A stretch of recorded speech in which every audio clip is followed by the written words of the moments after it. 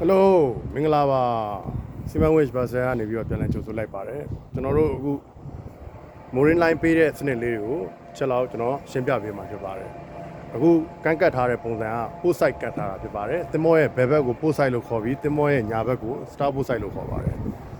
ပို့ဆိုင်ဘက်ကတ်မယ်ဆိုရင်ပို့ဆိုင်ဘက်က drum ပို့ဆိုင်ဘက်ကအခုပြထားတဲ့ drum က spring line ထုတ်ပါတယ် spring line ထုတ်ပါတယ် spring line ရဲ့ရည်ရွယ်ချက်ကတင်မောရှစ်တိုးနောက်ဆုတ်ကိုအဓိကထားပြီးတော့လောက်ရတဲ့လောက်ဆောင်ချက် spring line ပုံစံဖြစ်ပါတယ်တင်မောရဲ့ညာဘက်ကိုတော့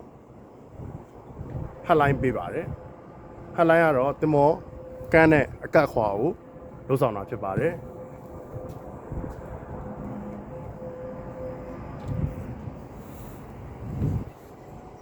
ဒီပုံစံ head line ပါတကယ်လို့သာတင်မောဒီညာဘက်နဲ့ကတ်မယ်ဆိုရင်ယခုပြထားတဲ့ head line စတာပို့ဆိုင်ဘက်က head line drum ဒီ spring line ဖြစ်ပြီးတော့ပို့ဆိုင်ဘက်က spring line ထုတ်ထားတဲ့ drum ဒီ head line ဖြစ်သွားမှာဖြစ်ပါတယ်တင်မောရဲ့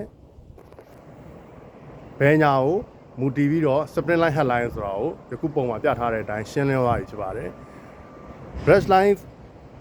နောက်တစ်ခုကကြတော့ brush line ကိုကျွန်တော်တို့နောက်တစ်ကြိုးထပ်ထုတ်မယ်ဆိုရင် brush line ပေးရ side drum ကနေပြီးတော့ brush line ထုတ်ပါတယ်တကယ်လို့သာတင်မောကြီးသွားမယ်တင်မောဒီတန်ချိန်8000 1000ကျော်လောက်ဖြစ်သွားမယ်ဆိုရင် drum နောက်တစ်လုံးပါလာမှာဖြစ်ပါတယ်